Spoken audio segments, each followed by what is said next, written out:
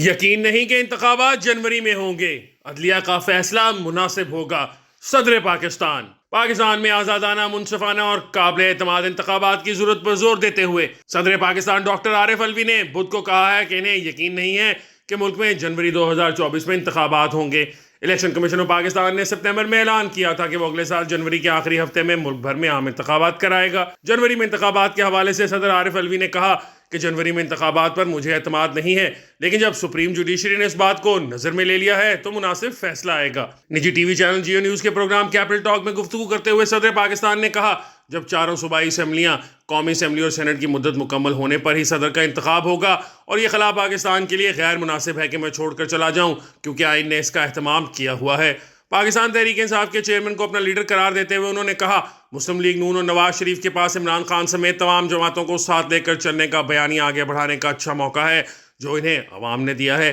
Doctor عارف الوی نے کہا کہ پاکستان مشکلات سے گزر کر بھی جمہوریت کے راستے پر چلنے کی کوشش کر رہا ہے۔ الیکشن کمیشن کو لکھے گئے 2 خطوط میں فرق کے حوالے سے سوال پر صدر مملکت نے کہا کہ الیکشن ایکٹ کے تحت میں نے خط میں لکھا کہ انتخابات نہ کرانے کی خبریں گردش کر رہی ہیں، اس لیے میں نے اس خط میں واشنگٹن پر حملے کی مثال دیتے ہوئے کہا کہ اس صورتحال میں بھی وہاں انتخابات ہوئے۔ انہوں نے کہا کہ دوسرے خط میں لکھا کہ ابراہیم لنکن کو لوگوں نے کہا کہ ملک میں خانہ جنگی ہے تو انتخابات کیسے ہوں گے، لیکن اس کے باوجود بھی انہوں نے کہا کہ انتخابات ہر حال میں ہوں گے، لیکن اس خط کا بھی کوئی نتیجہ نہیں نکلا۔ انتخابات ترمیمی بل سے متعلق ایک سوال کے جواب میں صدر نے کہا کہ جب اس کی منظوری دی گئی تھی تو وہ حج کے لیے ملک سے باہر تھے۔ ان کا کہنا تھا کہ آرٹیکل 57(1) کو تبدیل کیا گیا، مگر میں نے اس پر دستخط نہیں کیے۔ میں حج پر گیا ہوا تھا، لیکن واپس آنے تک قائم مقام صدر نے اس ایکٹ پر دستخط کر دیے تھے۔ انہوں نے کہا قائم مقام صدر اس پر پہلے ہی دستخط کر چکے تھے، اگر میں ایوان صدر میں ہوتا تو میں اس پر دستخط نہ کرتا۔ صدر عارف الوی نے اگست 2023 میں ایک بڑا تنازع کھڑا کر دیا تھا جب انہوں نے social media platform X پر ایک پوسٹ میں دعویٰ کیا کہ انہوں نے متنازع بلوں پر دستخط نہیں کیے تھے۔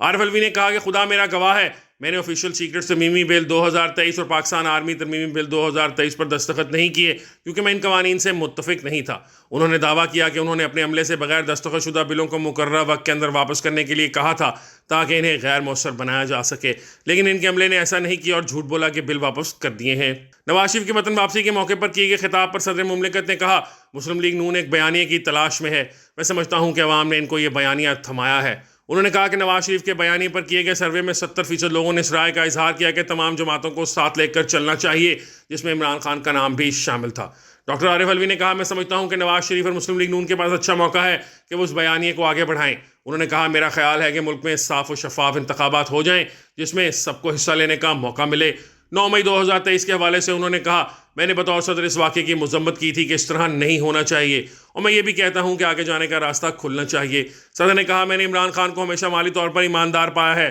بہت کم لوگ ہیں جو ان پر مالی بے ایمانی کا الزام لگائیں گے۔ مجھے یقین ہے کہ وہ محب وطن پاکستانی ہے، مجھے اس میں کوئی شک نہیں۔ ایک اور سوال کے جواب میں صدر پاکستان نے کہا کہ عمران خان میرے لیڈر ہیں کیونکہ قوم ان کی حمایت کرتی ہے، وہ وطن دوست ہیں۔